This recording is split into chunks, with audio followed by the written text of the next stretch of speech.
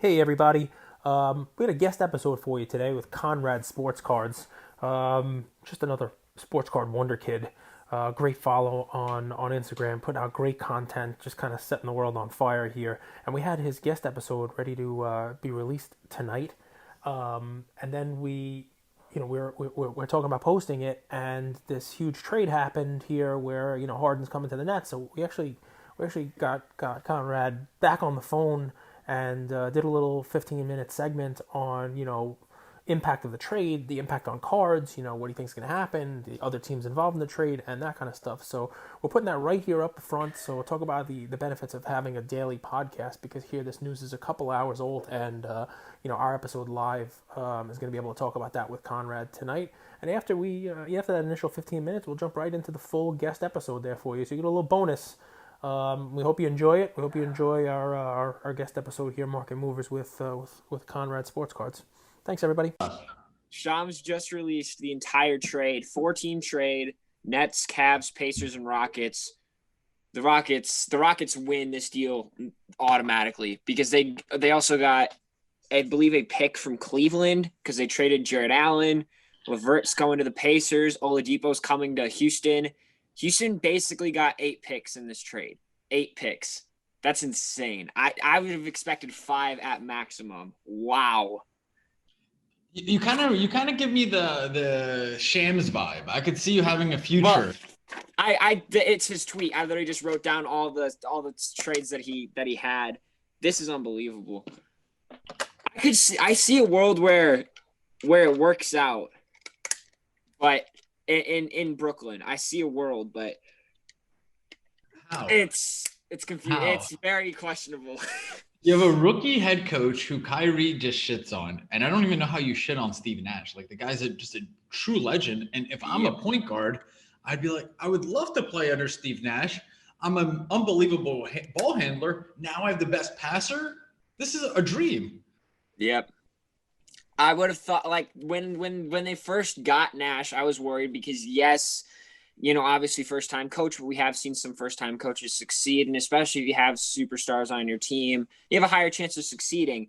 And I had the exact same thought process as you did. One of the greatest point guards of all time. You'd think that Kyrie would have respect for him, but apparently that's like he's losing respect for Nash, and apparently his relationship with KD is – I saw a tweet, I believe, about that.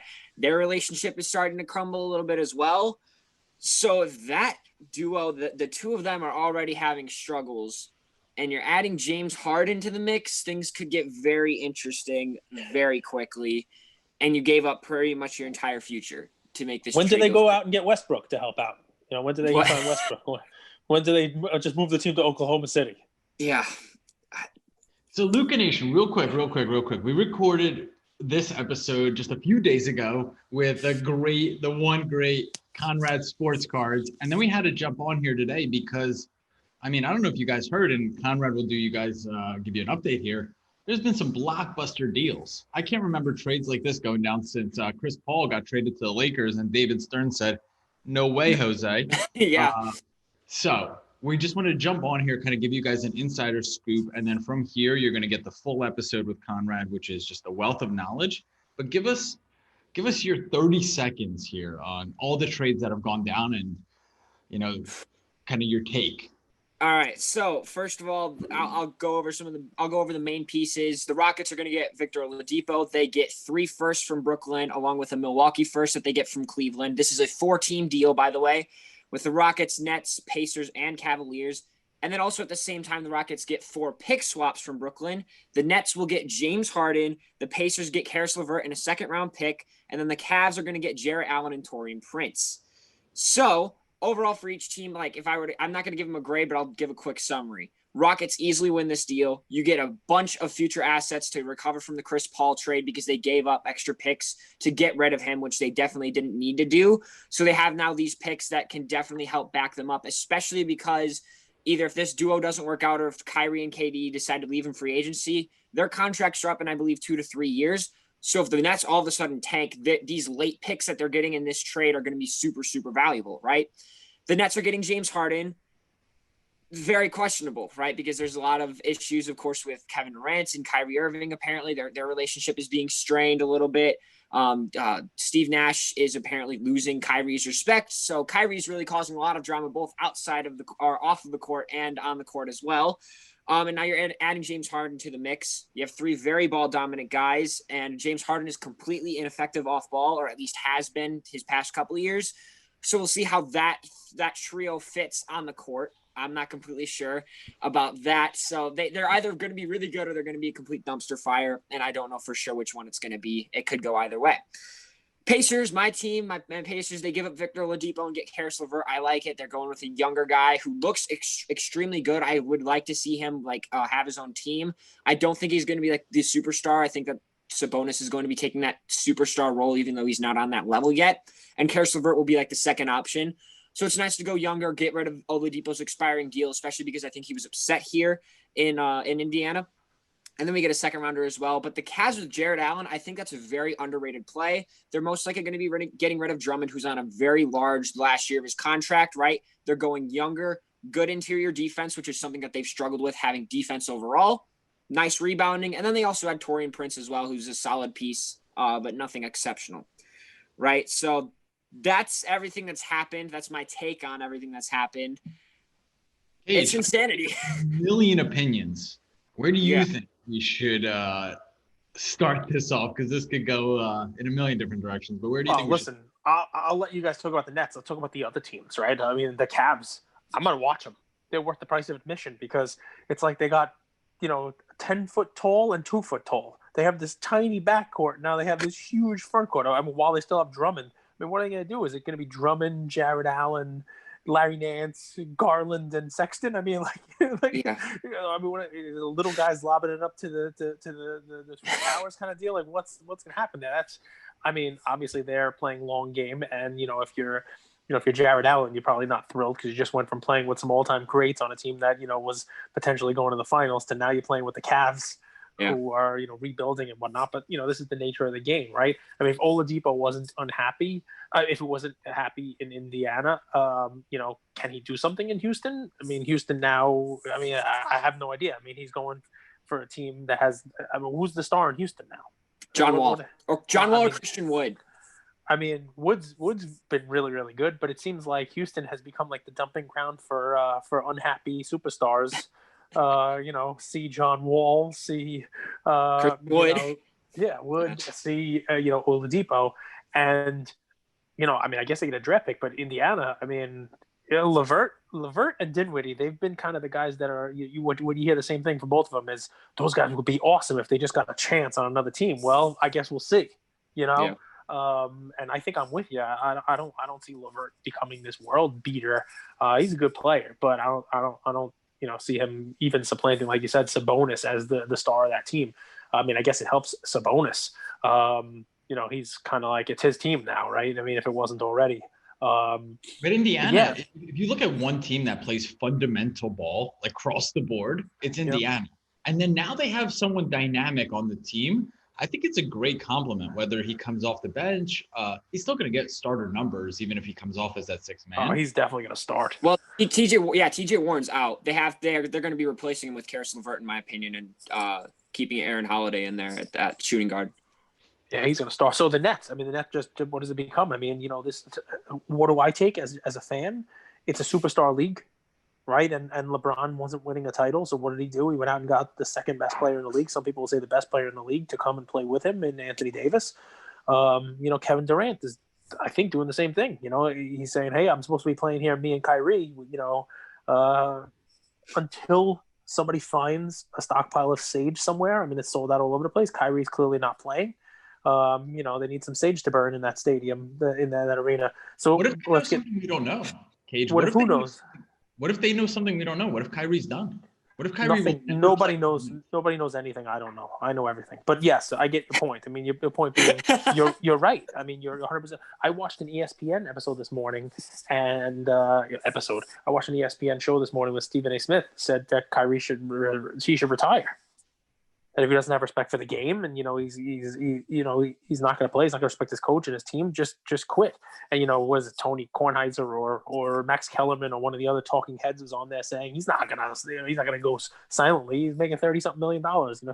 He'll limp around and be a pain in the ass to the team, and be a thorn in their side and collect $20 million for half a season, and he's not going anywhere. He wants that money. Meanwhile, I'm watching it, and Ian says to me, "Why is Kyrie not playing? Is he making another Uncle Drew movie?" This is so that's the contribution from the little man. I don't know. I got to tell you, I started watching every game I could basketball last year with cards. And one thing that my co-host said here, and Conrad, basketball, he knows basketball. You guys both know better than me, so I'll defer to you. But one thing he said was, he says, watch the Heat make a deep run into the playoffs because they play fundamental team basketball. It's not about the stars. It's about how the guys who are better than average will click and play team ball, fundamental ball. And he hit the nail right on the head. Because when they went up against Giannis, right? It was Giannis, and he's a superstar, he's the best player on the court, but he wasn't the best team. So, the Nets, I guess, they're now stockpiling great players, but if they're not going to play together as a great team, that can only do so much. That's what I've learned from these guys. But 100%. Andrew, do you want to talk about that a little bit more? Or do you want me to go into things as well? This is just really quickly the timeline of Kyrie. He boycotted playing in the bubble when he wasn't even going to play in the bubble, so we didn't need his opinion then. Then he decided to text everyone in the league, or his group of the league, to start a new league, start a new NBA. By the way, guys, I don't know if you guys know this, he's the vice president of the Players Association. Yeah, the Players Association. Which is voted in by the players.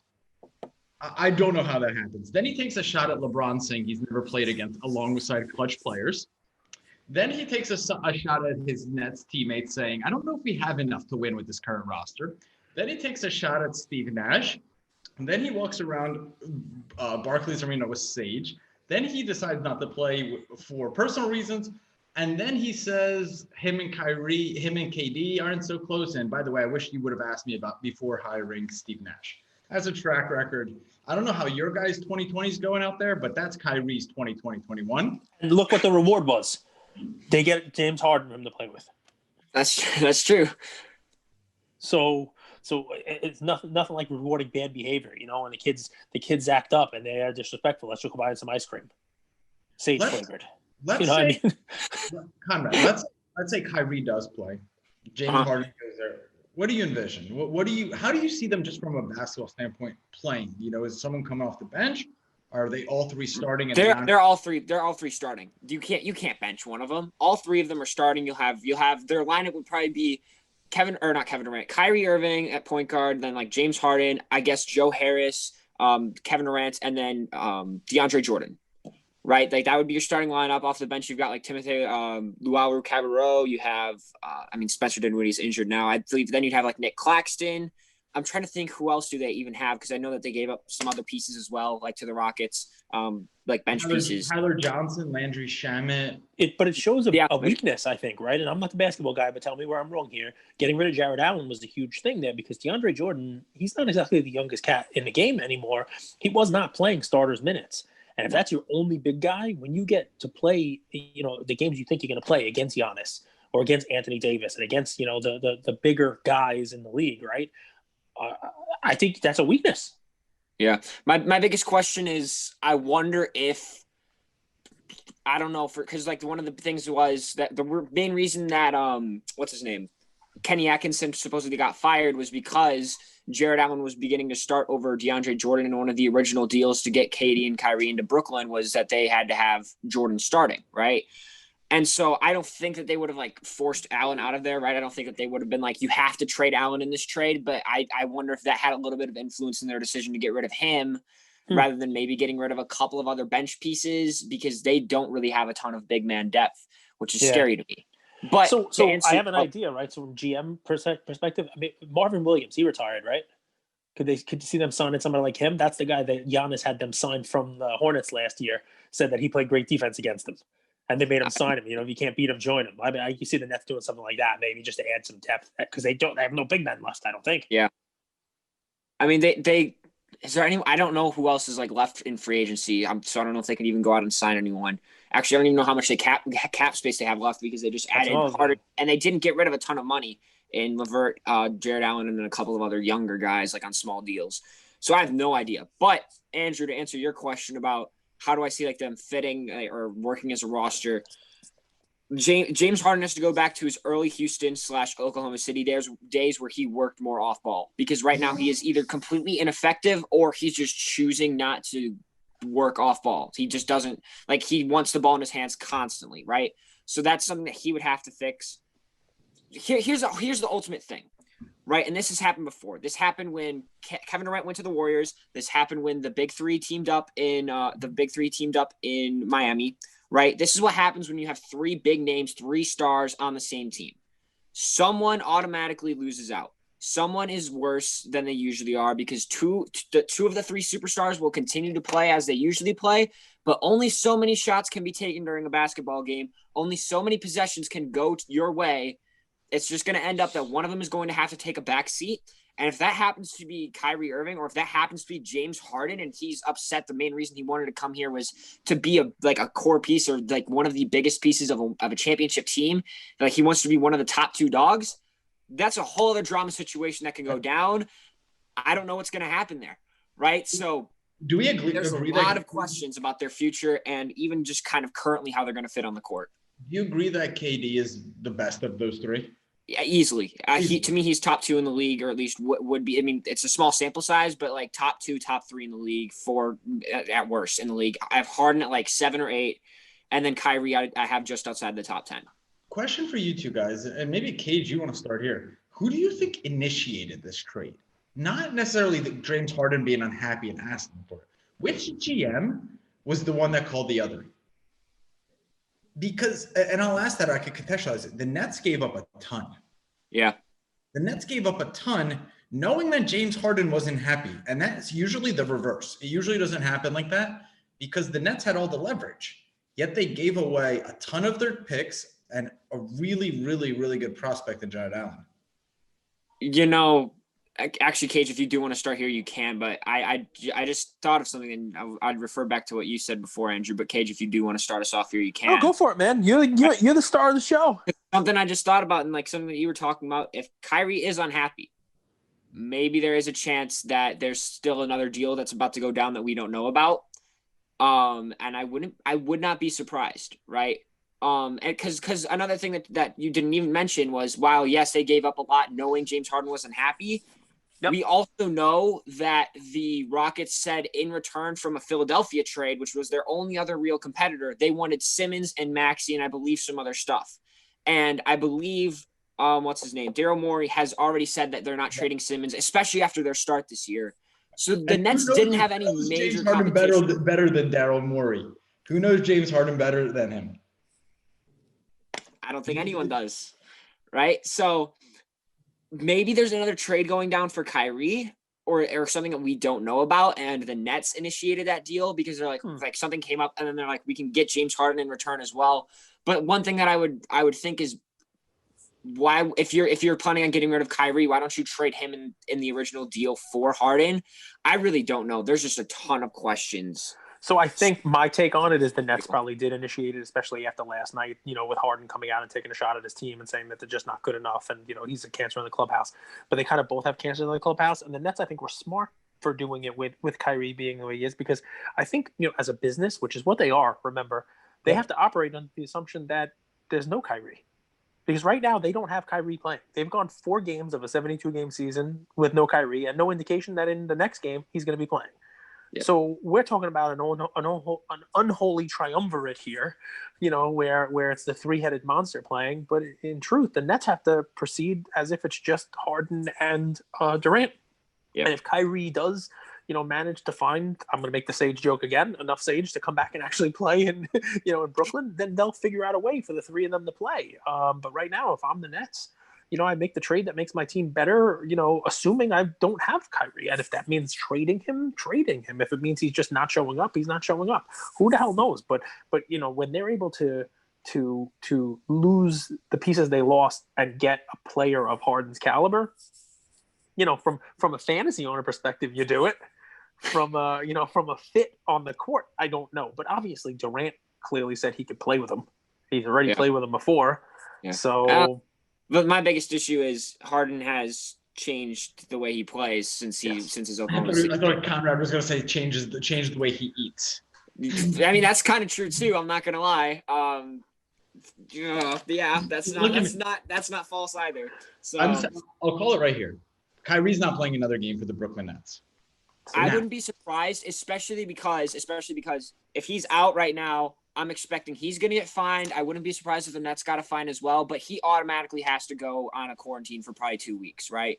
So that's 2 additional weeks that I don't think he's going to be playing with the Nets. We don't know how long it's going to take for him to actually say, "Hey, I'm ready to play. I'm willing to play." Right? So there's a chance that we don't see him play till like the All-Star break if things go really bad, right? So there's definitely a chance that where was I going with this? There's definitely a chance that even if he were to say, "Hey, I'm going to come back tomorrow and I'm willing to play," and like the Nets plan on trading him a lot later down the line, like at the All-Star break, I love this kid. Oh my gosh. What? People have been talking about, a lot of teams have been pursuing Bradley Beal. There's already rumors about him going to the Nets. He can work off ball. He's not like super happy about it, but he's done it before and he still does it right now a little bit more in Washington, right? Because Westbrook is obviously ball dominant. He still dribbles the ball a lot, but Bradley Beal does work a bit off ball. I would not be surprised if they try to make a move, get Kyrie, get him to Washington. I don't know if that trade goes through, but if that's something that the Nets are trying to do, I wouldn't be surprised. If Kyrie goes to Washington, they better bring back Westbrook. Because that's what I want to see. Because I'm tired of people saying, "Oh, the 3 of them teamed up and they didn't win anything in Oklahoma City." Well, let's go. Let's see what they like. That would be cool to see, and honestly, that would fit better for Washington because you're giving up a point guard for a point guard rather than a point guard for a shooting guard. So maybe they're bringing all 3 of them back together again. You never know. Let me just quickly contextualize this because we're talking about these 3 guys in the same conversation, but they're 3 completely different off the court players. So, and what I said off the court, KD, we don't like him just because he left OKC after losing to the Warriors, went to and then joined the Warriors. You could say whatever you want about someone, but that's not a bad quality about him. It might not be how you compete, but he's a good guy.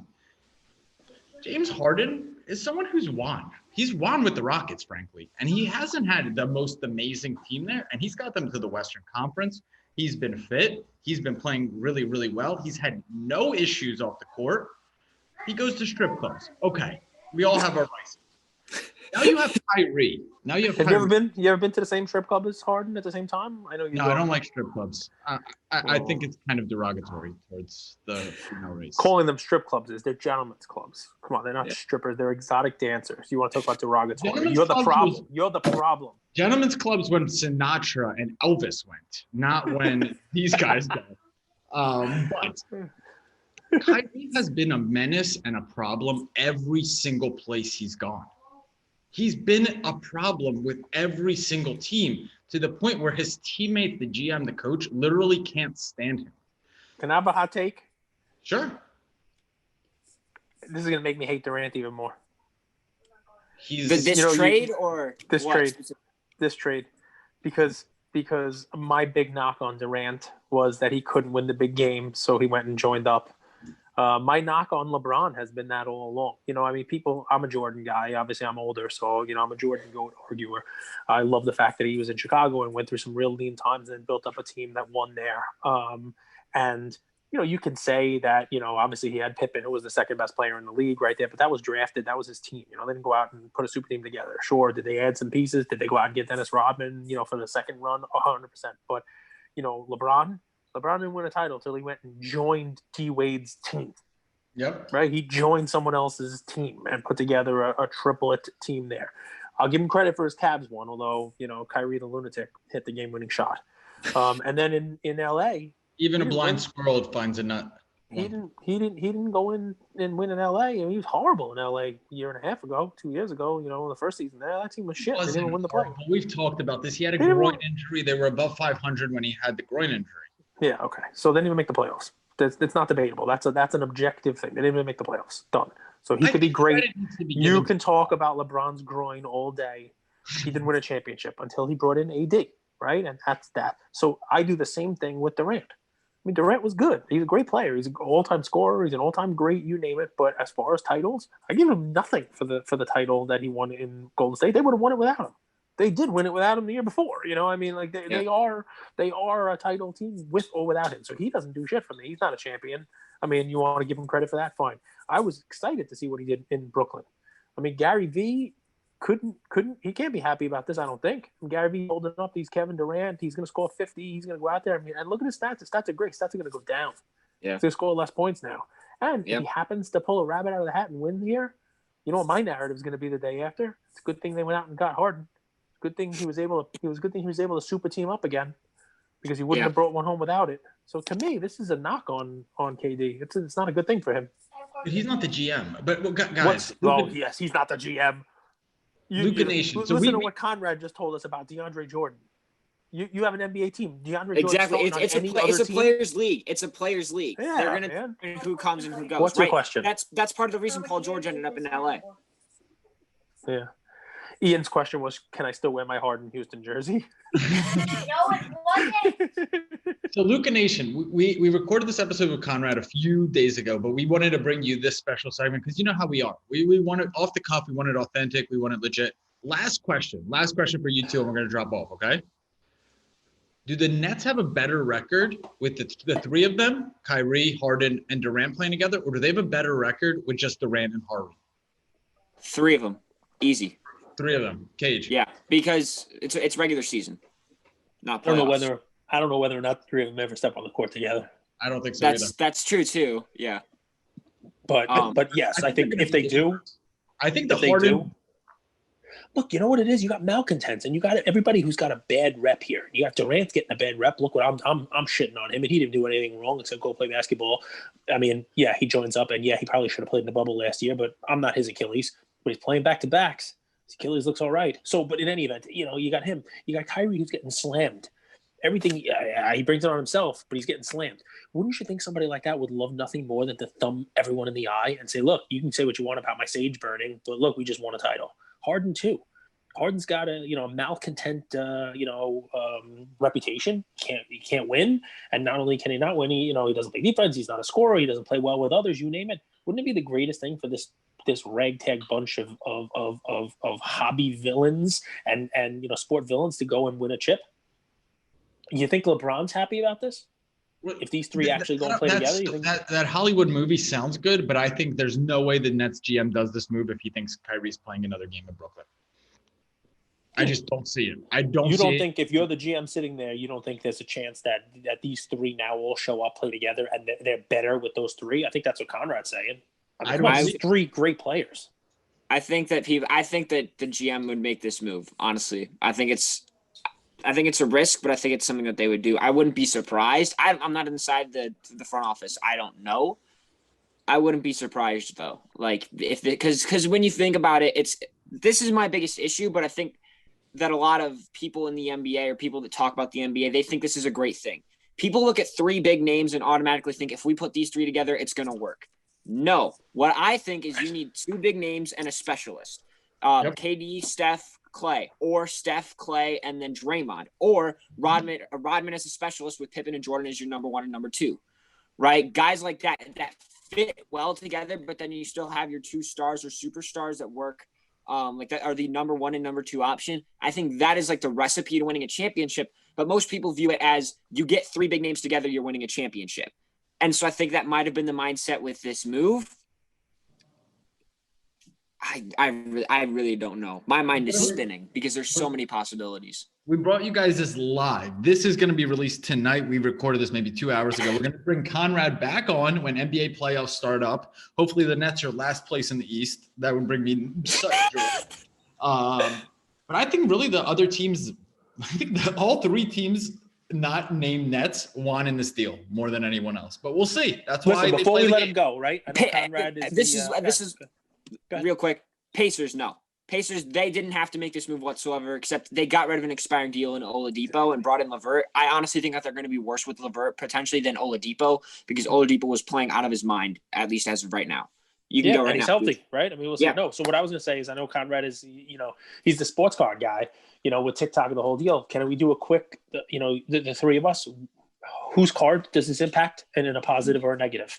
You know what I mean? Because we try to bring back to the cards, right? I mean, Yeah. I mean, does it help? Obviously, Kyrie's cards should be going down just because he's a knucklehead. But what does this do for Harden's cards? Harden's cards are going up. Harden, KD, and Kyrie are all going up right now, 100%. Because it's the same way, like I was just talking about, three big names. People aren't really thinking in depth right now. This is all reactionary. We're in a reactionary market, and people are going to buy based off of emotion right now. Everyone is going to be buying all three of their cards right now. I'm going to get ready to sell all like my KD, Kyrie, and Harden stuff. I don't actually have any Harden, but I'll get ready to sell the rest of those guys because I think that right now is going to be one of the hottest times for all of their cards, right? So I think that right now they're on fire. So if we give a little bit of advice to our holders out there, it's if you're holding those three, I'd sell them also. I wouldn't go and chase just because of this news, because let the dust settle. Let's see whether we're going to have all three of them play, especially the Kyrie ones. I mean, I don't know if I'd be buying Kyrie stuff. But you're right. It's hard not to imagine a Miami, the three of them coming together and winning a whole bunch of championships kind of thing. And people want to jump in on that, on this news. For Harden, I mean, I think Harden's cards, it would make sense for them to go up. I mean, he wasn't doing anything in Houston.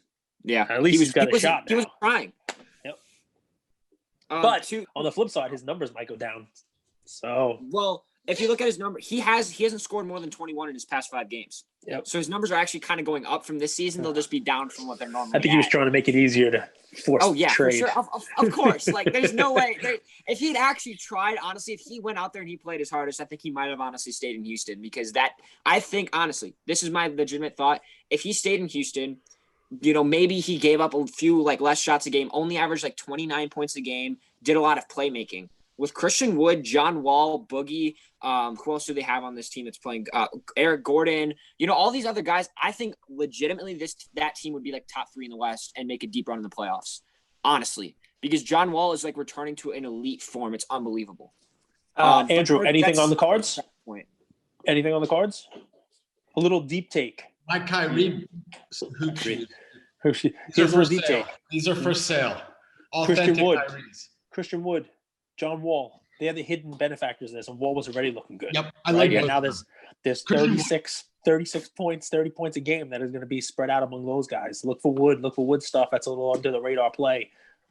I'm a dust settle guy. You know that, Cage. I'm a dust settle. Conrad. I think LeVert might go up a little bit too, because like you just mentioned, I don't remember which one of you mentioned it before, but getting his own team, right?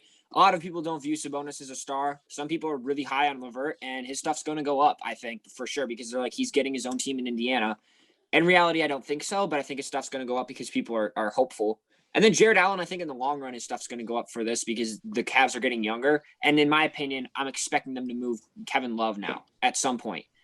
And Drummond. Drummond, they're probably just going to let go in free agency or sign and trade or something like that. But both of those guys are gone. But Kevin Love is finally getting traded, in my opinion, at some point. Love it. That team. Conrad, thank you for hopping on literally 4 minutes notice, brother, and being so sharp. Unbelievable. This guy, I don't know. This is finals week, and you're still on top of the market. I just finals week. I love it. This is finals week. Well, listen, Luca Nation, we love you guys, and here's what we do. We bring you a daily podcast, right? And every once in a while, especially when we can get a guest like Conrad on, we'll record it a day or two in advance and release it on a Thursday. Well, you know what? We were able to get Conrad on here and said, you know what? We don't want to release this episode on Thursday and not have talked about the Nets. So we thank you for doing that. But this is the cool thing about a daily podcast, right? Because now we're going to have a segment about this trade that happened literally hours ago. I don't know if the ink is dry on the trade yet. And here you got a podcast about it. And it's some actionable stuff here. Listen to what Conrad's saying, right? LeVert, that's a sneaky play. While everybody's out there on eBay looking for, KD or Harden or even Kyrie stuff right now, look for that Christian Wood. Look for that LeVert stuff. Look for that Jared Allen for a long-term hold because, that Cleveland team, they're really building something good over there. So we love it. Maybe Oladipo too, right? I was thinking the same thing potentially. I don't know. The question there is just what's the vision in Houston? Are they going to rebuild or are they going to try to win now? Because you have the pieces to do both. We already gave Oladipo as a play earlier in the year, so hopefully our fans are already on that, and now they'll be able to, reap the reward of that now that his name is out there in the news. and he's healthy. Thanks, All right, brother. Conrad. Thank you very much. Thank you. See you guys. Full episode continues now. Yeah, that's true. Thanks for tuning in again, everybody. We're back with your favorite podcast, Luca's Tigers and Bronze. Oh my!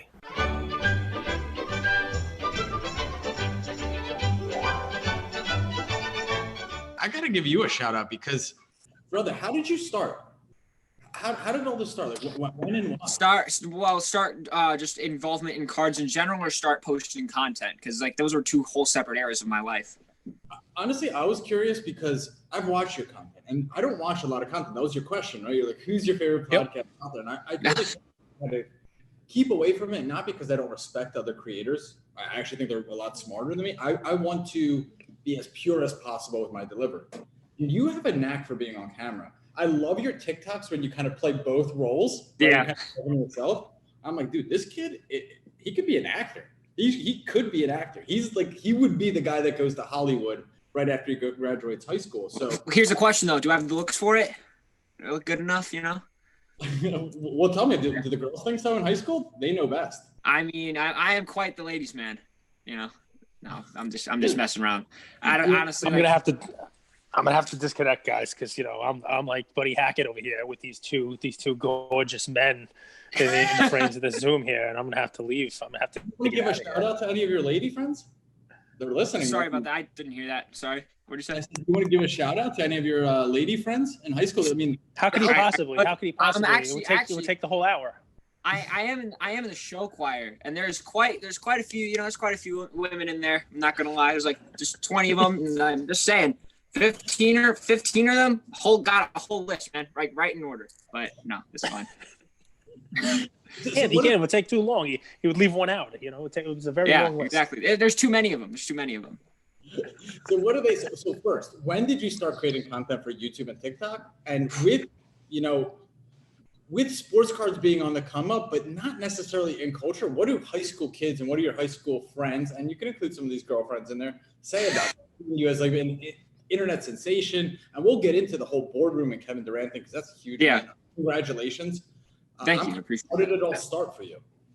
Well, as far as like when did I start creating content, I actually started in like January. I posted like my first first couple of TikToks on there. But within like the first week or so, I realized I do not know enough whatsoever about really sports cards or basketball in particular or football in particular. I don't know enough to provide people valuable information, right? And so I decided, you know what? I'm going to stop. We'll see what happens. And like during this next like 6-month period, I did have an Instagram account and like I kept gaining followers there, even though I wasn't all that active. I just made the account for buying and selling and all that sort of stuff. But during that time, I was paying a lot more attention to basketball, paying attention to people in college, the incoming draft class, learning a lot more about how to, just the ins and outs of scouting players and figuring out what I like in a player and what I don't like and things like that. And eventually I was like, you know what, that's my niche. That's how I'm going to establish myself as a content creator in this space, right? Because I look at people and they're like, buy this guy, sell this guy, but no one goes really in depth about why you should buy this guy, what makes them special or what separates them from everyone else. And I'm like, that's what I'll do. And so that's how I got started on Instagram. And then I think I had about 1,400 followers. This was probably like October. And then Lamine James, he gave me a tip. He was like, Reels, if you want to post stuff on Instagram, post stuff on Reels, because of course Instagram is trying to compete with TikTok. So their algorithm really favors anything you post on Reels, and that's how you can gain a lot more traction. And I was like, I do want to post TikToks anyway, so that's what I'll do. So I went and I posted TikToks, and I'll post a good amount of them onto Reels on Instagram, and that really really helped grow the account. And within by the end of the year, which was about a 2-month span, I'd already doubled my followers. Something that took me 8 months to do, all of a sudden I was able to turn that over and do that same exact amount of growth in 2 months, which was insane. Well, big shout out to Lamine James. Big thank you there. By the way, we got the same advice from Buster when he was a guest on our show the first time. Remember that, Andrew? Yeah. Talk about Reels. Because, I mean, it was just like you said, right? You got to take advantage of the platform and what they're trying to do at the time. And, they were trying to compete. So, we didn't really do Reels like you. We're going to have to steal some of your stuff. Yeah. But, I mean, it's smart, though. And it's funny. I'll give you credit for it, right? Because, your content – I call you young, but we look at all the sports content. Your content is the stuff that my son likes to watch. You know what I mean? He's like, oh, this guy's funny. I've seen this guy. This guy's got funny stuff. He doesn't want to watch me show off, hey, here's my Michael Jordan card. But your stuff, that's consumable content for the next fan base. So it's good stuff. I think that's one of the biggest things, advantages that I have at hand is my age, right? I'm only 16 years old. A lot of people my age, which I think is a majority of the users on Instagram, right? So, sports card users, a lot of them are people my age or around my age, right? So they relate to me better, or at least more, right? And I think that just really has helped me grow, obviously these past couple of months in addition to the reels. I think that's just something that I have to my advantage for right now. So I might as well, of course, use it to my advantage. Something I always say to Cage that I wanted to give you a shout out for is, it's not that and they get on in. Jordan's going to listen to this and he's going to chime in here, but I love when our feed looks clean. And your feed, you have a combination. I love your segments of should you invest, right? And then you go to the depth of a player. I love the should you invest in Tyler Hero. Then you have these great tweets. And then you have your kind of like skits, right? And I think it works so well together, right? You give information in a tweet. You do should I invest, kind of a deep dive into the research of a player. And then you have this humor, these funny kind of 10-second to 1 minute skits. I'm curious, how do you listen to Gary Vee? How do you have that eye for understanding not only what content to put out there, but when and why? I mean, honestly, like I've got like pretty much a schedule or a plan of what I'm going to post. Like there's certain things that I'm going to be posting like one of every day, every 2 days, every like particular day of the week, right? So I know like approximately how much I'm going to be able to put out there. And of course, like I judge, when I'm going to be posting stuff based on how much I have ready, or at least how many ideas I have ready, but also, how popular it is, right? And how long it's going to take. So there's a lot of things that come into place there. And I think that's just kind of natural setup, because it took me a while to kind of be like, I'm going to be doing this, I'm going to be doing this then, and all that sort of stuff. But honestly, I don't think it was really kind of trying to figure it out. I think it was just experimenting until I found out what works, and I've kind of just gone with it since, right? I'm just doing a combination of everything and, trying to get involved in as many different areas of content creation for the sports card platform as possible, right? I've officially decided I'm going to be moving forward, probably post 1 or 2 questions every week so I can get more of my followers engaged and I can have more conversations with them, not only so that way, it's another piece of content I can put out there, but also so that way, not only do I learn something potentially, but also other people that read the comments can learn something as well. And I think that's just great.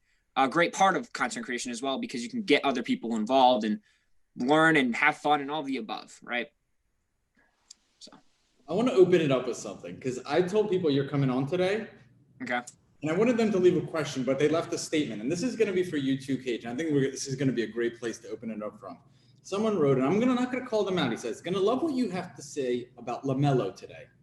No offense, obviously, but I feel you guys, along with many others, have grossly underrated this class.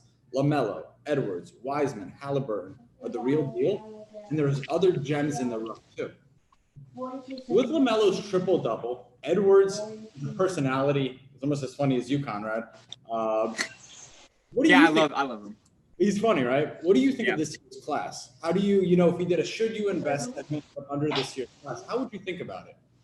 Cage, do you want to start this off, or do you want me to go?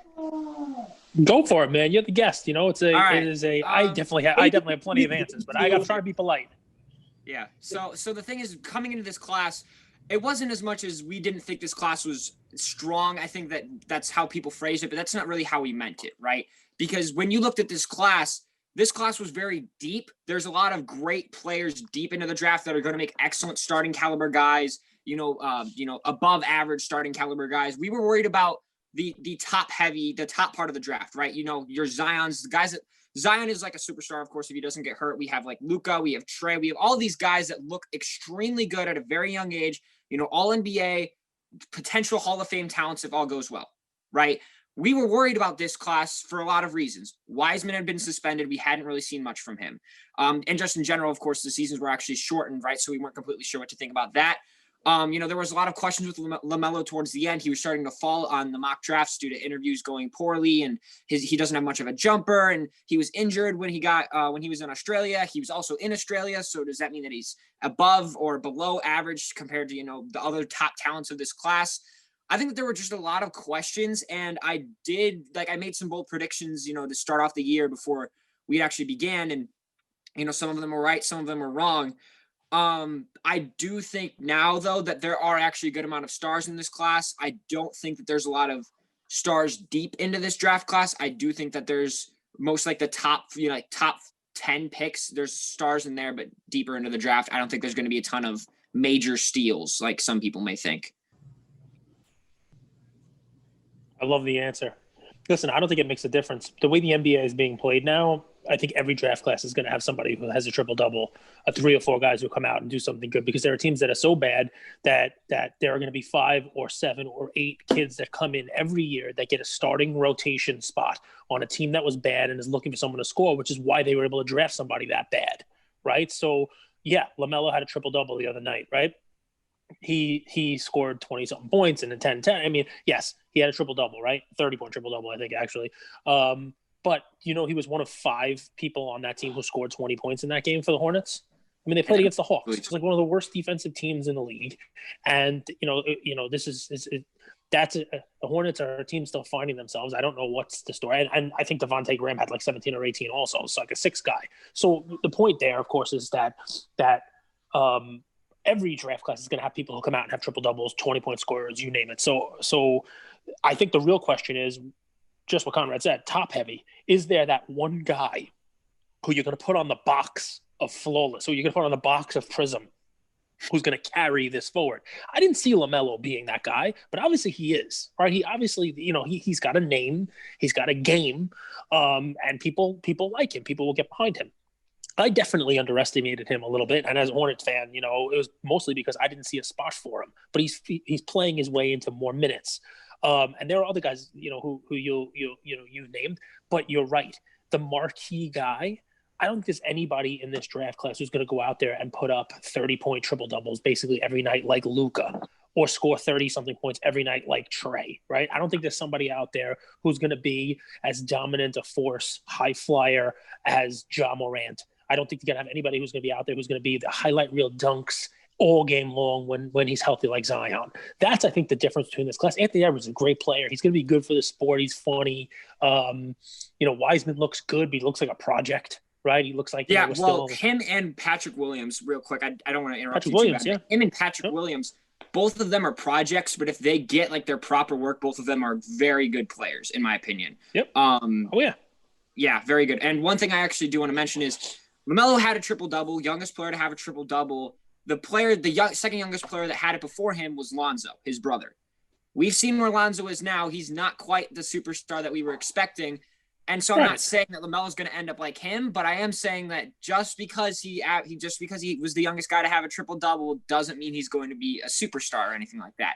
He does actually look. I'll layer on it. You're 100% right. Go, guys who are listening to this, do me a favor. And so you're 16. You might not even know this guy's name. All right, so there's enough of you people out there your age or a couple years older than you. Go on Google and put up the name Tyreke Evans.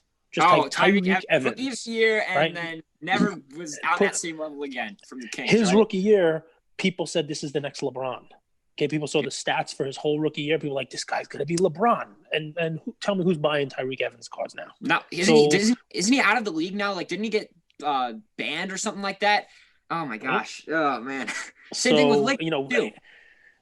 Andrew is all about this. Andrew's all about the overreaction culture, right? Tyreke Evans at 20 points a game, 6 assists a game, 5 rebounds a game. So you're absolutely right. And that's 26 and 5 as a rook. Yeah. I mean, it's crazy. So don't get too nuts, guys. That's what Andrew always talks about, the overreaction culture. You know what's interesting about this year, and we're going to get back to this draft class because I have a question about it. Mm-hmm. It doesn't seem like there's a front runner. There doesn't seem like there's a best team. It feels like everyone's still stuck in the middle of the pack, right? And 100. Well, this whole year, everything seems even. The teams, and I knew this from the beginning that the teams would probably be even because there were only like 4 teams in the West that I don't expect to be competing for a playoff spot, and the same thing honestly can be said for the East, right? But when you also look at like the awards races, no front runner for MVP, at least in my opinion, no front runner really for Rookie of the Year. There's like 3 or 4 guys I think that could compete for that spot. Most improved player, there's a lot more guys that are up for competition of that title. And I'd say that those, of course, are probably like the three main awards. Everything just seems very even right now. I 100% agree with what you're saying there. Granted, we're only 9 or 10 games into the season. As time goes on, things will probably separate themselves a little bit. But so far, it's unbelievable how, like you said, how even everything looks. It's insane. I think a lot of that are these home and homes, right? These games where they're playing back-to-back games against the same teams, right? And it's very hard to go 2 nights in a row or 2 games, 3 nights and beat the same team twice. So you wind up having a lot of splits there. And I think, if I'm not mistaken, I think right now road teams have a slight advantage over home teams. I think the road teams are winning more games than the home teams. I think it's over 50%, which, that's rare. I guess with nobody in the stands and the home and home, it's home field advantage is like a nothing thing this year. So it's just a different season. It's a shorter season. There's a lot of craziness going on. Teams have COVID. You saw Doc Rivers make a joke the other day about how he was going to have Embiid playing point guard, right? So because of all the people who were out. Yeah. Crazy. Dude, Maxey, you called Maxey. He's a stud. I said Maxey. Yeah, Maxey was part of my home. Maxey was a steal for them at 21. He looks good. The issue with him is he doesn't have a great 3-point shot, but the guy can score. It's that simple. He's a defensive guy too. That's true. So I think I picked him the day of that blowout or the day of that blow up or the day before, where I was basically saying, look, it depends. All you need is an opportunity. Sometimes COVID, a season like this, gives you that opportunity. You know what I mean? Where somebody's out, you name it, and somebody shows up. A perfect example, I gave him as a play, is Denny Avdija, the guy for Washington, right? And Avdija, while he got to start, he hasn't really, he puts up decent stats. He's putting up 10 points, 9 points, 8 rebounds, 10 rebounds. But he's playing really good defense. Real for a 19-year-old, really good defense without fouling and good defense. And he played himself into a starting role. But they have so much depth on that team that he's starting, but only playing 20-something minutes a game.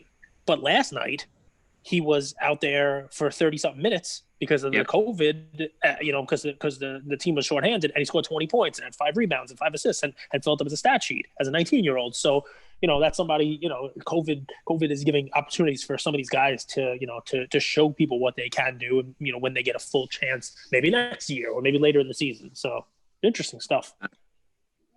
Let me ask you guys, there's a few teams that I think have kind of surprised in the better or worse sense, and I want to bring them up, and I want to hear what you and Cage have to say. And I want to start with the Suns. The Suns are 7-3, top of the Western Conference.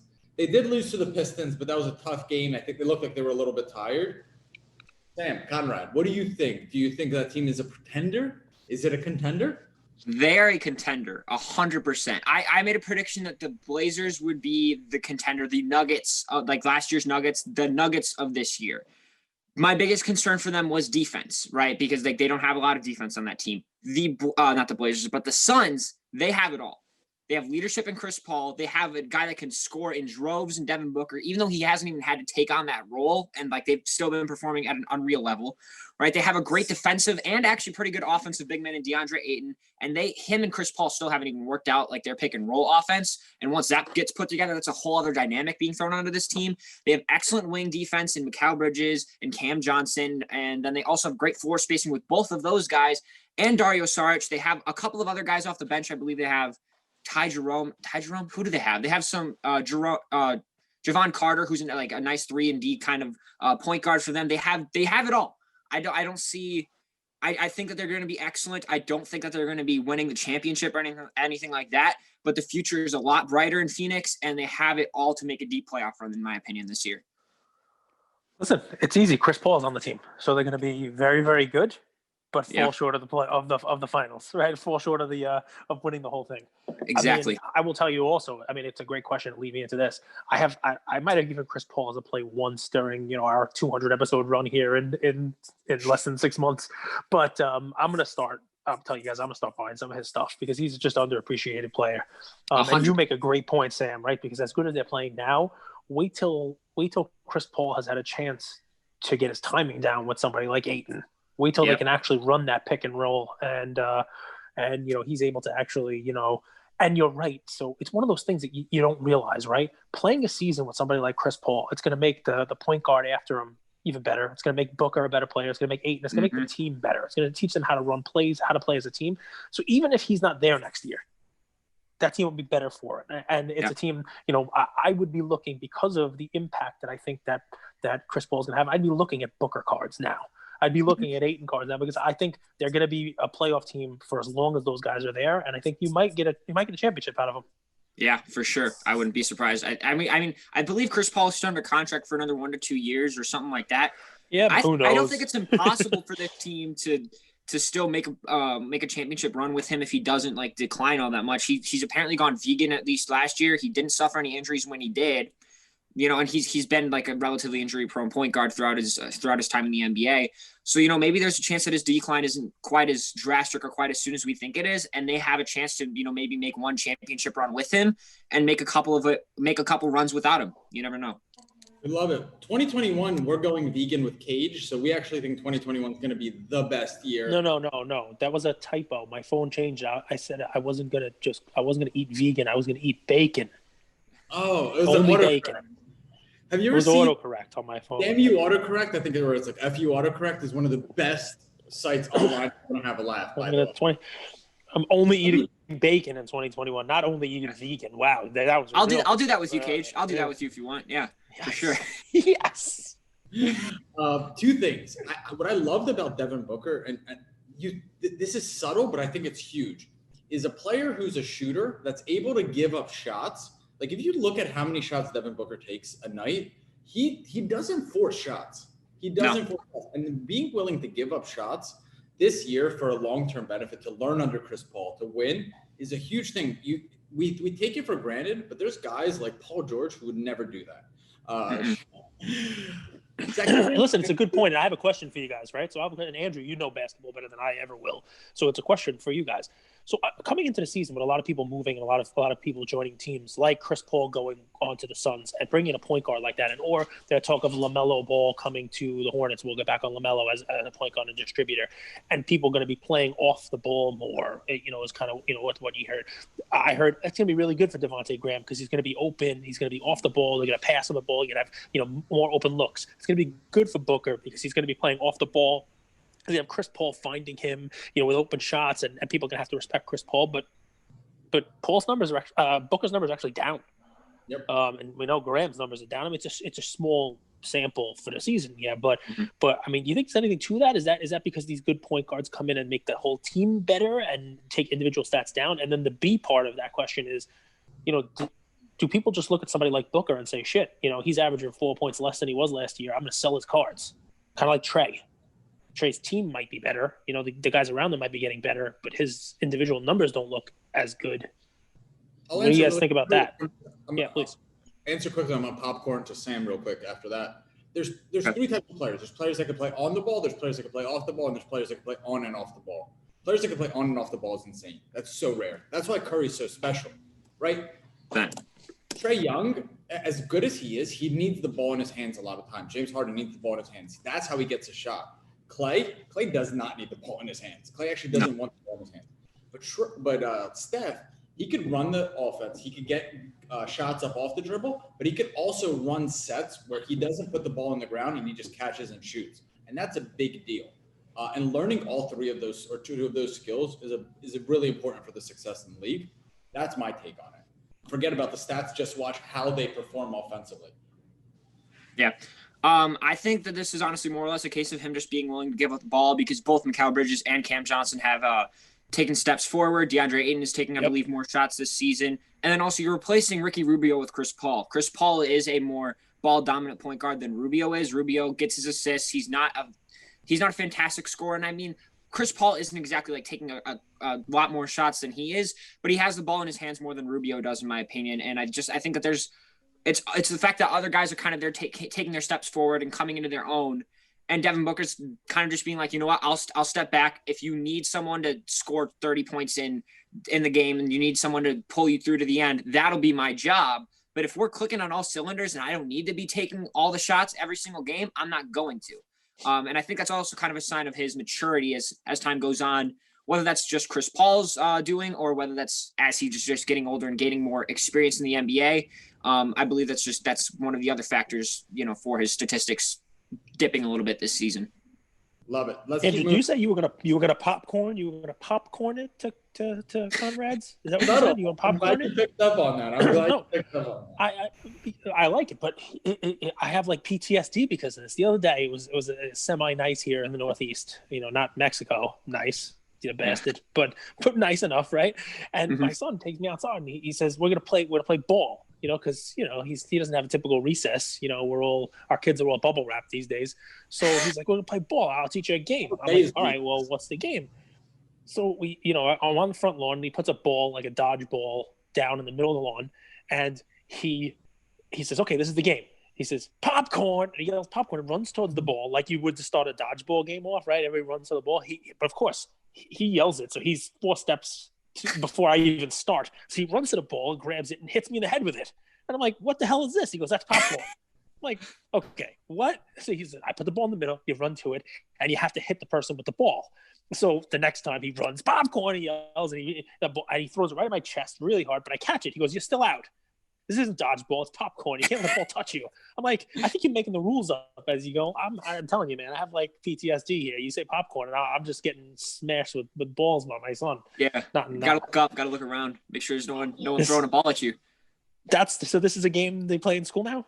I personally haven't heard of it, and I mean, in high school we don't exactly have like recess anymore, so I have no idea. I guess maybe our version of popcorn for me was always get on a trampoline, someone crawls into a ball, and you got to make them bounce as high as they can. Bounce them up. I go. Yeah. That's it. See, when I was a kid, they played steal the bacon, and I just kept running. Whenever I got it, I just took it and ran with it. I'm sorry. I heard popcorn. I'm like, shit, dude, what is this? Next Gotta go. team, Atlanta Hawks. The Atlanta Hawks are 4-5 on a 4-game losing streak. They beat the Grizzlies with Ja. They beat the Nets. But then they've lost 4 games to, wait for it, Cavaliers, Knicks, Hornets. Conrad, popcorn. That's a tough one. That is a tough one. I said that they were – I don't think that they're ever going to be contenders. I don't think they're ever going to be like top 3 in the East. For me, if I'm saying that they're a contender, I'm calling them a top – like I'm saying that they're going to be the 4th or 5th seed. To me, they're the 8th seed, and I said that at the beginning. They still have a lot of questions, and while they did look good their first 5 games, I think that we're kind of coming back to reality here. They don't have much defense whatsoever. Collins is all right. Okongwu is all right. So they have a lot of all right pieces. Their offense is great. Shoot, actually, I don't know, because haven't they been dealing with injuries? Didn't they lose like a lot of their bench depth due to injuries? I believe so. Oh, this is a tough one. I'm gonna go pretenders. I still think that they're like an 8th seeded team. I think that they just have a lot of chemistry issues as well. So maybe towards the end of the season they start to pick things up, but they just have so many questions for me. I'm going with pretenders for right now. I'm gonna say if they're an 8th seed, that's a success for the season. That's a success, but like they were left out of the bubble. Yeah, that's true. Well, when I say, I think a lot of people are considering like they're one of the top seeds in the Eastern Conference, and I don't think that's true. I expected them to be like an 8th seed, and I do think that that's success, especially compared to last season. But I don't know. I feel like a lot of people are expecting more.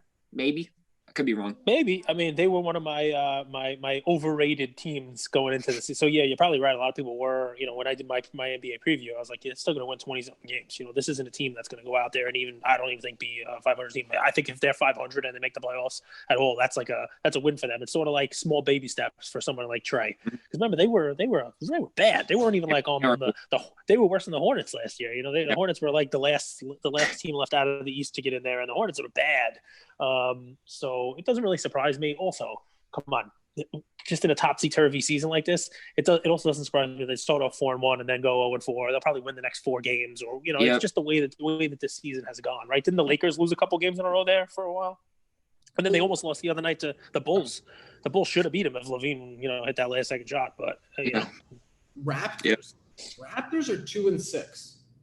But they faced a really, really, really, really difficult schedule. They played the Hornets twice. They didn't play the Hornets. I'm looking at preseason. Pelicans, Spurs, Sixers, Knicks, Pelicans, Celtics, Suns, Kings have been their games. What do you think about the Raptors? You think they're out of the playoffs in the East? This is a team that historically is a winning franchise in the last 5 to 8 years. 2-6 is a tough start. And people, the internet is undefeated. That is, if one thing is true, the internet's undefeated, and they know Pascal Siakam has one offensive move. The spin move. That's it. The spin. Yeah. You're absolutely right. I'm going to say contenders. I had them as like a 6th seed. They're probably out of the playoffs, I'm going to guess, this year. For a couple of reasons. A, they lost pieces, right? I believe Terrence Davis is, because he was dealing with charges of some sort, and I don't know if they're like sporadically playing him, because I looked at what he was playing this year. He's only played, I believe, like 2 games out of their 8, right? And he's played well, no doubt. But if he's not continuously playing, then he's not obviously going to be making an impact on each game. They also lost big man depth in Serge Ibaka and Marc Gasol. They replaced him with, I believe, Aaron Baines and Chris Boucher, and neither one of them is terrible, but they're not not as good defensively as either of those guys can be, right? And also Siakam is really taking a step down this year. I've really come to the conclusion, like since right before the bubble started, he's not a star whatsoever. He works best like CJ McCollum, right? He needs someone ahead of him to take most of the defensive attention before he can actually make the most of his impact. Right. And when he's the defense's main focus, he's just not as impactful. And I think we're kind of seeing that happen this year. Overall, I think if their depth is really down, which has been like their main reason for being as good as they have been in the past, then I don't think that they're anywhere near the same team. And I think that they may not make the playoffs this year, especially with other teams making improvements in the Eastern Conference. So because we have so many listeners from Canada, I'm going to say Toronto's going to win the championship this year, just to keep them all the listeners happy. I don't know how it happened. Maybe because our producer's from Canada, but we really, shout out to Canada. Eh?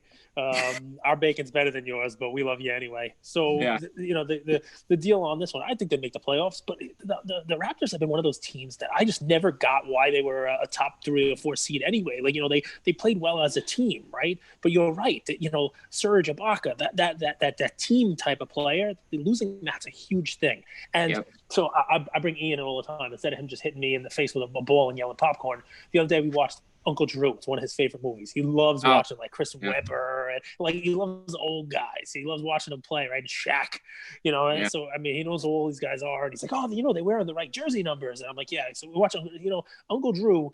I watched this the first time. I'm like, wow, it's funny to watch this 70-something-year-old gray bearded guy have the handle that's Kyrie, right?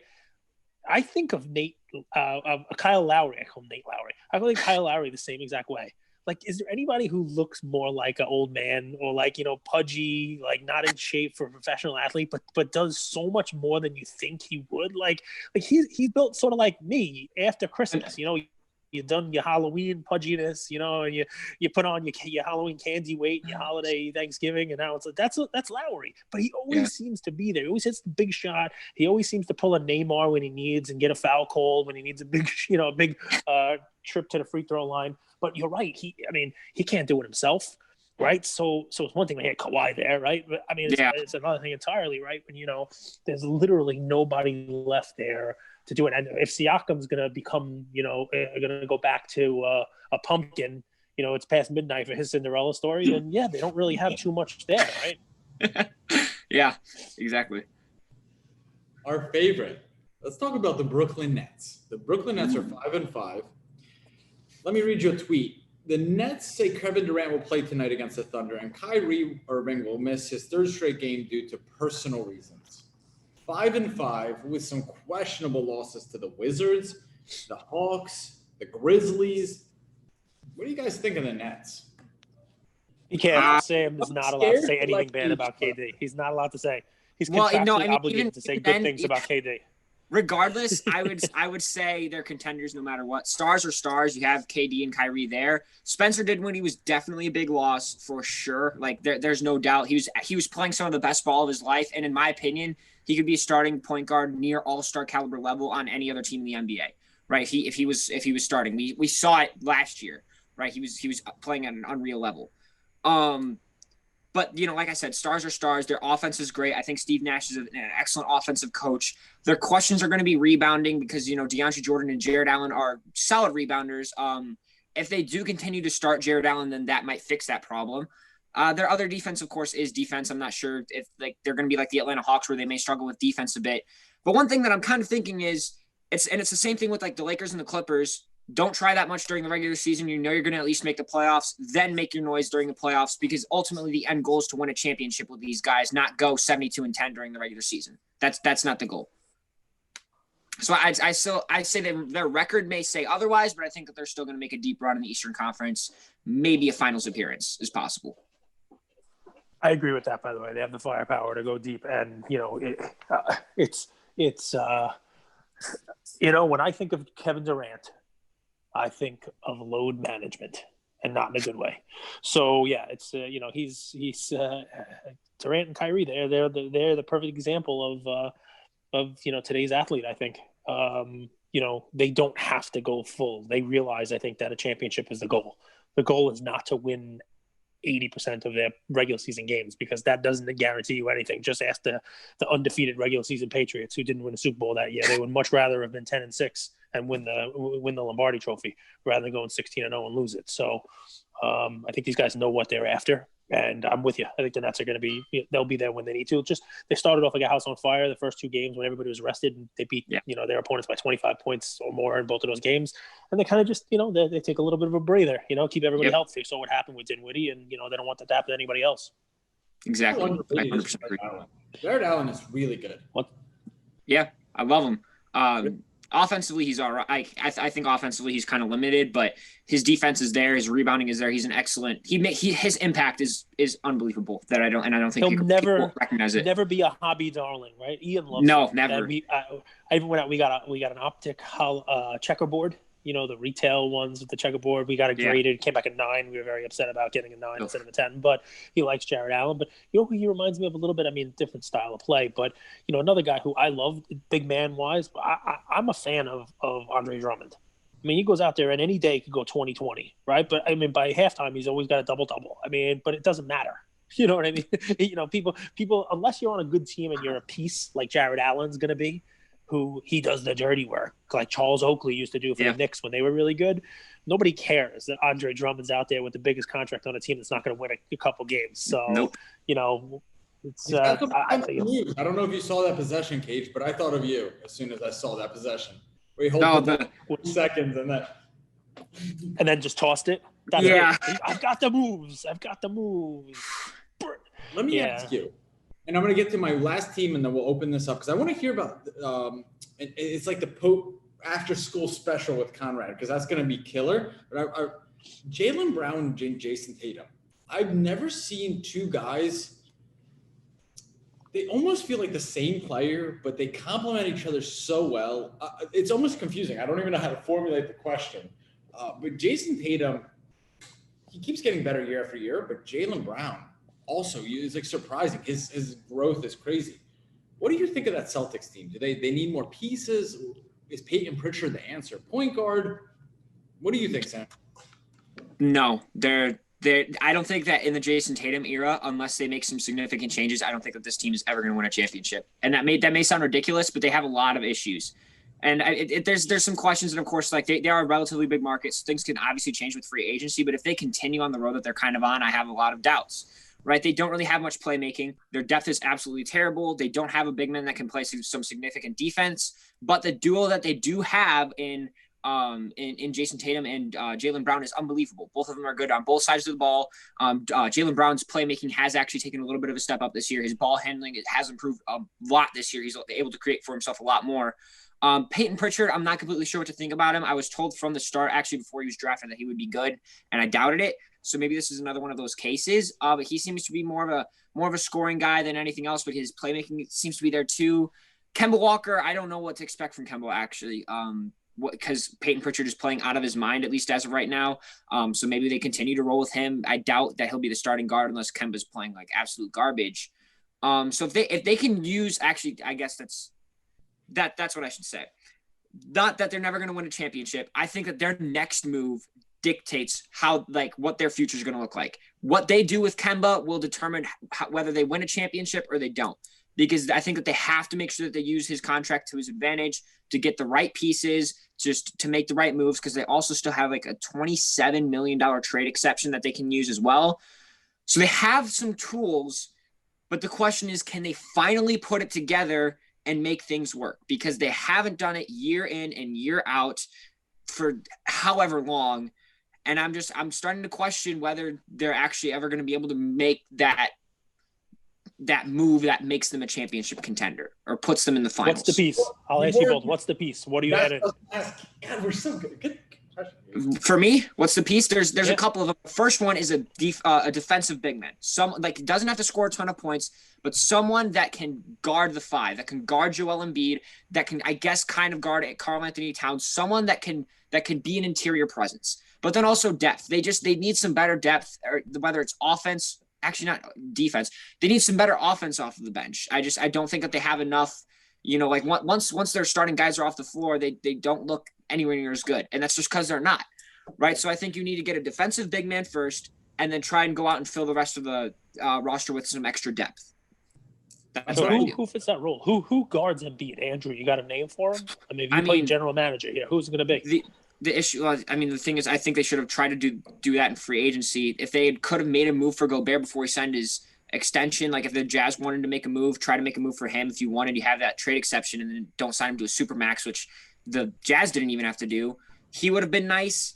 And I'm not saying that they have to stop Embiid. I'm trying to think who's available out there that they could make a move for. Miles Turner would have been nice because there was rumors of Miles Turner going to them for Gordon Hayward. That's what they should have done. Not take Gordon Hayward. I would have made the move for Miles Turner because he can also step out and hit the 3-point shot pretty consistently. So if you want to run the pick and pop, you can go ahead and do that with him, but then he can also be an interior presence for you. That's the guy. That's who they should have gone after, in my opinion. Last team, Warriors, 5-4. Kind of surprising if you really look at that roster. It's not really good. That's not very good. I watched the Clippers-Warriors game. Literally, they said, Wiggins, Oubre, and Wiseman, go ahead and beat us because we think you guys suck. We're just going to triple team Curry. But they're 5-4. Yeah. And Draymond's bouncing up and down the court with his backpack on. What do you think of the Warriors team? Kate, do you want to start us off here, or do you want me to? I like the Warriors. I mean, they're not going to win a championship this year, but I never count out Steph. But here's what I think about the Warriors, right? And this is going to sound really bad because I know you and KD are best friends now, and Kevin Durant's going to the prom with you and everything. I know it's so, but I've never been a KD lover. I think he's a great player, right? I think he's going to go down as an all-time great. But everybody who was like he's going to come to Brooklyn, he's going to be healthy this year, and he's going to drop 50 points in his first week. I mean, I felt like I was the only person out on that island saying that's not going to happen, guys. Like you shouldn't expect that. But here's why I bring that up when we're talking about the Warriors. If there were similar circumstances this year to last year, where the season got delayed, we got into a bubble, there's COVID craziness, you name it, and the Warriors were good enough to get into that bubble, that playoff, and Clay could limp onto the court because of the pushback, you name it. He would be out there, right? He would get out there, he'd be healthy enough to play, you name it. And I love the Warriors for that reason. It's like the championship spirit just runs through those guys. I didn't like them when they were winning because nobody likes that juggernaut. But I think of like Kevin Durant, and he was kind of sort of maybe healthy. I mean, I don't know, I'm not his doctor. Yeah. But I remember the whole news story of like, hey, with the delay, maybe the Nets make the playoffs, and then Kevin Durant comes back, and then all of a sudden they could win the championship that way. But no, I mean, listen, Wiseman's good. He's not a world beater yet, but he's got to learn to play. I mean, I watched him play one game at Memphis. I think that's all he might have played, 1 or 2 games. He's a kid. They still have Draymond. They still have Steph. And that's enough, by the way. That's enough, I think, in the West to compete. If Oubre turns into anything more than just a highlight reel, there's some pieces there, man. They're not an elite team by any stretch. If they had Clay, they would be. But I still do think they could be on that bubble there, Andrew, of potentially making the playoffs. Potentially. I 100% agree with you. Their bad start was Andrew Wiggins and Kelly Oubre couldn't hit their shots whatsoever. Oubre still is really struggling from 3, but he seems to finally be improving at least a little bit. Wiggins is, of course, getting a little bit better.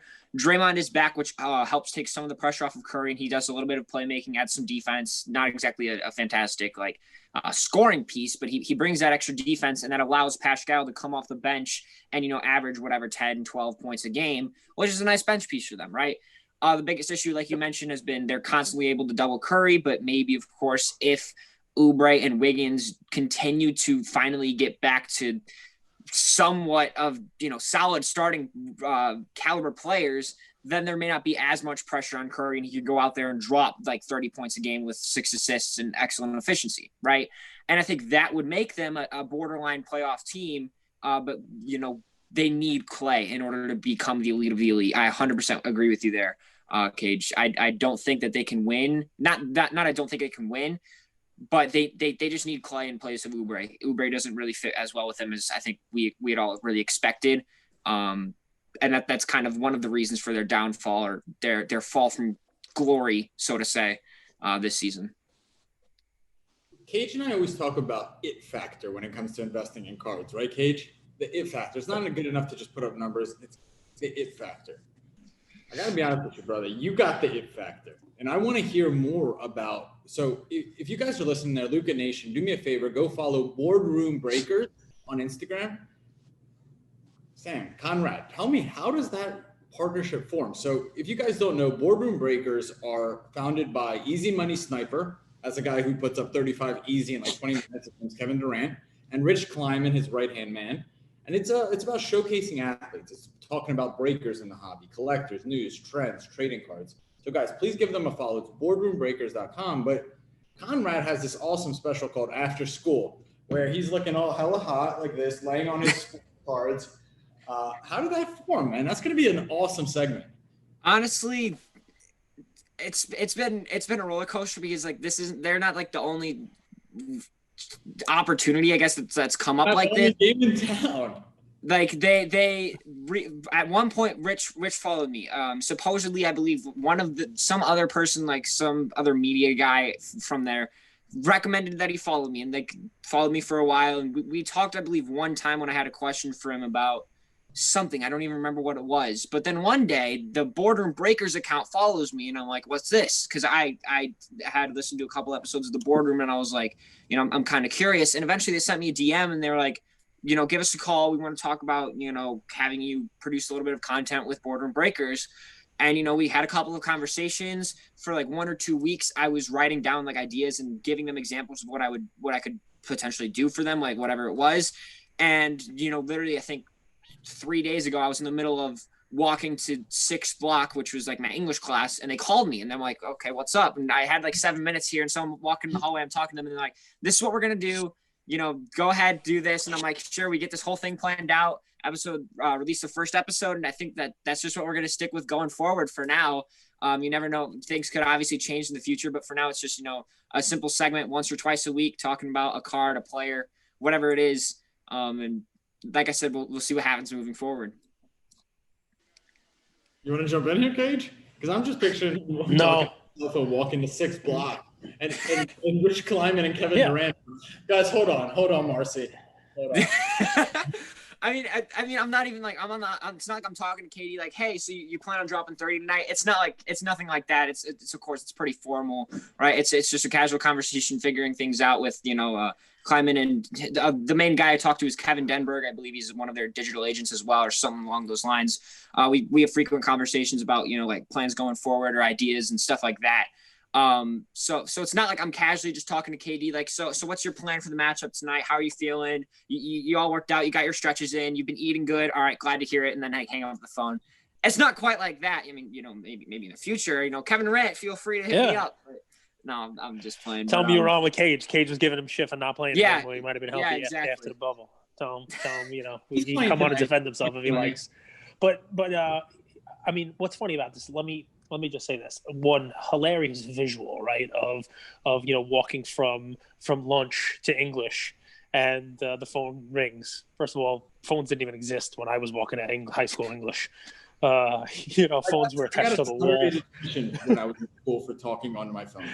Literally Saturday. Really? Yeah. I didn't even have a phone. I found a way to get on detention. So it is what it is. We had to. When we would research things, there was a thing called the library with books in it. But anyway, I digress. But it's a funny visual, right? This is. But what's funny about that is this.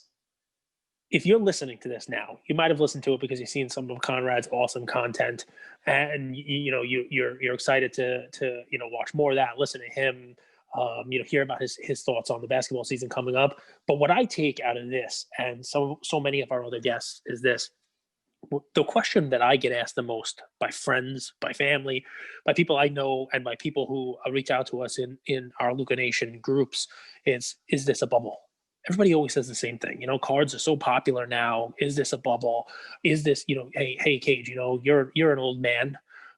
You collected in the junk wax era, and you saw it kind of come and explode and then die. Are we facing the same thing? Is this going to happen again? And this is why I love listening and sitting down and talking with somebody like Sam here from Conrad Sportscards, because there are so many other things bolstering up the hobby. Back then, junk wax, you know what it was? It was a couple of card companies that produced so much stuff that just could never be consumed, right? But now the cards have fostered so many other things, from podcasts like the one you happen to be listening to right now, to Sam's content, to Boardroom Breakers, things that are bolstered by the professional athletes themselves, right? So you got KD, investing in something and sharing, and KD is also investing, I believe, in Star Stock, right? Yeah. So you have there's legs to this, guys. So I love having a guest on like Sam, because it's, first of all, I talk about the health of this hobby is someone like him getting into it, buying the cards, putting out content, because he's going to be somebody who's in this for a long time to come. So I love this stuff. I love hearing about it. The fact that there are so many things that are going outside of the cardboard itself. Yeah. That it makes me feel confident that we really are at the beginning of the growth of this hobby here now in this expansion. Yeah. So thanks for that. I love hearing it. Yeah. The only thing that I just one thing I want to mention, the only reason I 100% agree, this is definitely a growth period for us. I fully expect, this to be defining for, the sports card era, right? For them to become relevant in culture, potentially all over the world, depending on what, if Panini or PSA or BGS or anything like that establishes something in Europe, right? I definitely think that this is a growth period. The only thing that would concern me would be if there was some major, right now or within the next couple of days, if there was some major financial distress in the U.S. and people pull out of the market because they're scared, they want to feed their families or just stay safe. Now, I personally, as someone that doesn't know, the economy crazy well, I'm only 16. This is not that's not what I study. I don't know if that's going to happen, but that's the only way that I really see it being killed right now. Or even in the future, right? Because this is the time where we need to grow. But once we've already grown, I think it gets too big for something like that to really take it down completely, junk wax era, to completely bottom it out to zero, if that makes any sense. Yeah, absolutely. Sam, you jumped into this, you said 1 year ago today, in January, you started creating content. And I want to hear actually how you started collecting cards, but I think it was a big surprise when COVID first hit. I don't know if you remember. It's so long ago, Cage, right? With the hobbies booming now. But there was a 2-week period where people had no clue what would happen. Nope. Some higher level people coming in and screaming, Chicken Little, head cut off, Cage has done the skit, I'm not going to do it myself. When you in high school going through that, what did you think of that 1 week when Gobert was touching microphones and COVID hit and all that stuff? From a cards perspective, or just as a person in general, living through the COVID era? Which, anything specifically? I'll defer. Well, you're a card guy. This is you. This is cards and content. I was about to say. I'll put you in your frame of mind, right? It's what he wants to hear from you is you decided you're going to build content around sports and sports cards, you name it, January last year, February, March come, and all of a sudden the NBA season is postponed. And you're like, tell us what the thing is. Wow, I just wasted time here? Or I mean, COVID wasn't the reason that I stopped creating content. And I wasn't actually really, I don't even think back then I wasn't even, buying, selling anything massive, right? Back then I was selling my old collection, right? Because I was looking through my stuff. I was like, is there anything valuable here? Start from what I have and then build out from there.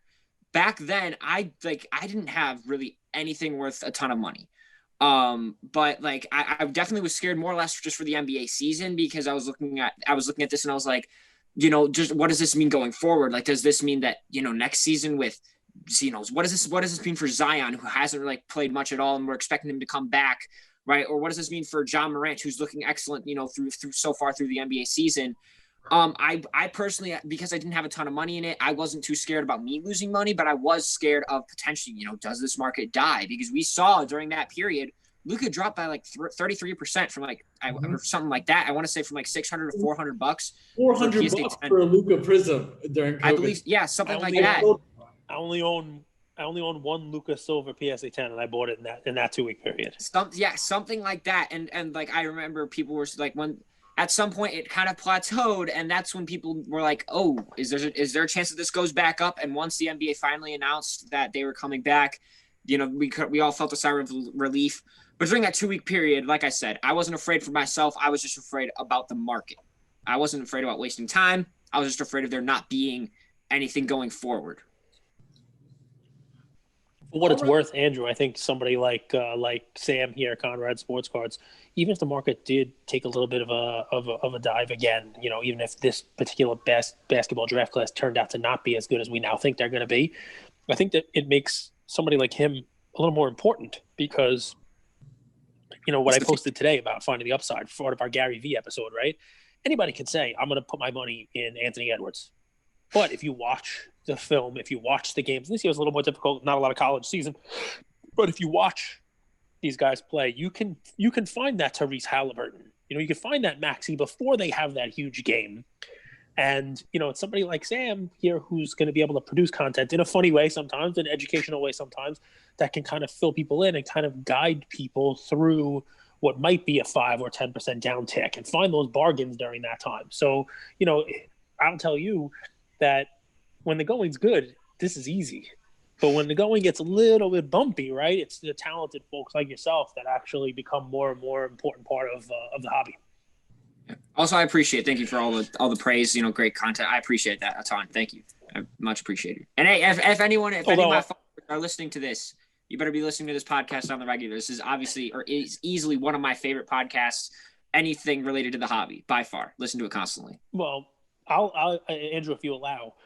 You are the new blood of the hobby, and one of the things you put out recently I thought was hilarious. I showed it to my son, and it's near and dear to my heart, right? Because I still call them baseball cards, right? I still say baseball cards. Yeah. You did that little TikTok kind of skit where it was like, ask me about basketball cards, and you can tell them the encyclopedia basically. Ask me about baseball cards, and it's like, I have no clue. Because right. So, but tell me about that. Tell me, guys your age, friends, people you collect with, the people you interact with the most.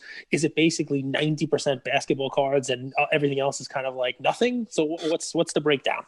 I mean, it all depends. I think it depends on the person, right? It depends on a lot of times what sport they play, right? Because a lot of the people that I've come in contact with, they invest in the sports that they play, that they know the most, and then basketball, which is something that I'll talk about a little bit later.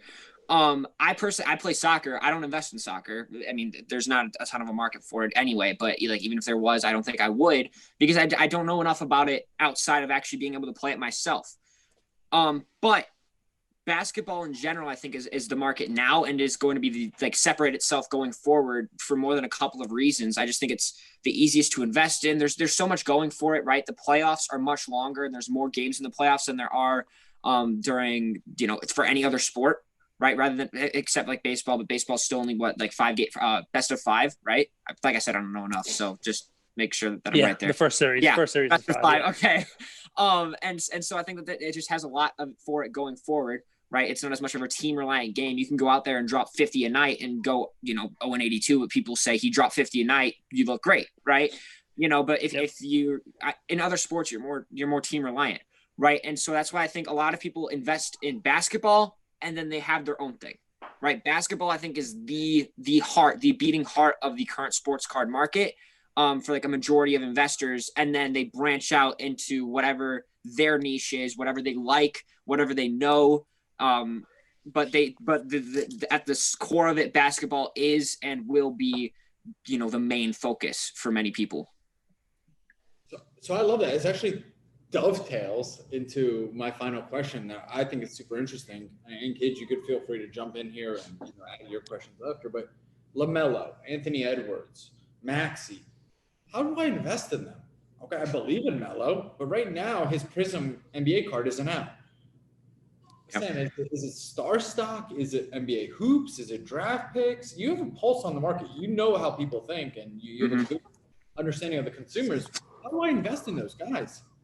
I do have some questions this year because Prism is going to be released a bit later, which raises a lot of questions for me because, obviously what becomes the most dominant card during that time that we're waiting for it? Does college Prism continue to stay hot, or like always, does it drop off once cards with them in their professional uniforms release? But on the opposite side of the coin, the stuff that comes out before Prism is like Hoops, Donruss, Certified, Absolute, and I'm missing one, Revolution, right? So does one of those products become king for 1 to 2 months, and then Hoops release or Prism releases and they kind of die down a bit? I'm not completely sure what like right now what you should be doing. If you're thinking really short term, stick with your college Prism because that's like the only thing out right now. But I would honestly, I wouldn't be buying and holding anything right now until you see how the market reacts to Hoops, Donruss, all those products I just listed before, because there's just a lot of questions about what's going to become the card to invest in. If you want to take the gamble and say it's college Prism, go ahead and do that. But you're taking a gamble there by doing so because traditionally that product has fallen off once professional cards in their professional uniforms release. Hey, what do you think? How would I play Maxey? How would I play LaMelo? I'm a believer. I'm a buyer, but I know Star Stock isn't accepting Hoops, and I kind of feel like Hoops has been. They may change that. I think when Hoops comes out, I think they're going to accept Hoops. When Hoops comes out, we'll see what happens. But I think they're going to accept Hoops just through the new one. I don't think they're accepting any older Hoops. But I think that, I don't speak for Star Stock, but I think they probably will accept Hoops when Hoops comes out. But yeah, I mean, Sam's got exactly the right answer, right? So Prism's the way to play it. Prism's always going to be the way to play it. Everybody's going to want the Prism rookie, which comes out in March, right? Or, who knows, they might push it back. But yeah, I believe you can buy Hoops. You can buy Absolute. You can buy these things because everyone's going to have the same answer that Sam just had, which is, don't dump your money into the LaMelo Hoops card because Prism's right around the corner. Prism's a couple weeks away. And I think because of that, you might be able to get the Hoops one at a discount. And I'll give you a little sneaky play. I love Revolution. I think Revolution is a sneaky way to play these guys this year. It's going to be a great product. I might even keep some of it sealed because, some of the cards that are in there, some of like the galactic cards, they're sneaking up on folks, right? I mean, you talk about Mosaic, like Genesis. There's a segment of high-end collectors that are buying the galactic versions of Revolution from years past. So Revolution's a sneaky way to play, some of these rookie guys, and it comes out before Prism. And it's a cool card. It's always in an approachable price range. Who knows what they'll do this year? But, it gives you I think it comes out in February, I think. So their calendar's always changing, so don't hold me to any of this stuff. You never know what they're going to do. And it seems like once they get rolling, they have a release like every week. They're still releasing 1920, right? I mean, they just finished, right? They just put Flawless out, I think, right? So they're still releasing stuff from last year's class. But yeah, it's good stuff. One of the things for me personally, and we'll wrap with this unless KJ you have any other questions, but I love college basketball. I actually found myself in NBA because I love college ball so much, and it's so cool. They're just like us. Like NBA guys are like, I get it, okay, but the college guys are like, okay, I see what you're doing. But not being able to, be a scout, capture guys, you have to wait for Prism, right? You basically have to wait for NBA Prism. And then all the other basic investors in quotes, they get to see this 3 months of LaMelo. But I watched him. I liked watching his game. Maxey, I like watching his game. Zion, I remember, Zion stuck up on people 1 year ago today. His Prism card was $45, I remember. I was like, this guy's going to be a stud. He's going to dominate grown men. It's really tough. It makes it really difficult to get an edge in the beginning because we're all waiting for the NBA Prism. And now we have 3-4 months of track record of NBA guys. So. 100%. I 100% agree with you. And I've been thinking the same thing because, I think that the entry point for guys may be higher than normal, not only because obviously like prices have increased, right? So like if Zion or Ja like came into the hobby and when their first cards were bought, they were bought at whatever $45. LaMelo maybe bought at whatever 80, 70, 100 or something like that. Not only because like obviously prices have increased, like I said before, but also because we've seen like what these guys are going to look like probably for at least the rest of the season. So like we'll continue to be like, oh, he's hot, oh, he's good. Maybe he's not so good, something like that. And it kind of already sets the price point for these guys, before the product is even released. I don't know if that was the right way to say it. It makes sense. It makes sense. And yeah. I'm going to go one step further on my answer. Pricing is not linear. It's fluid, right? So LaMelo's cards are going to be more than Zion and Ja's cards were when that product came out, and they're going to be more than Luka. And I'm going to tell a quick little like old man look back and hurt your next story, right? I sold Luka PSA 10 cards for $65 each. Graded PSA 10, $65, right? Because I was buying them raw for $15 and then grading it for $8. So I was tripling my money, right? And here's why. And this is the difference, right? Because when I sold 2 Lukas for $65, I was able to buy a 2018-19 retail box, and I had change. I was going to shows and buying those boxes for $100, right? A full box, not a blaster. Now blasters are $800, right? So that's the difference, right? You can't sell the best card if it's LaMelo is going to be the best card in Prism. You can't sell that for $65 in PSA 10 because Tech doesn't even buy you a pack of Prism now.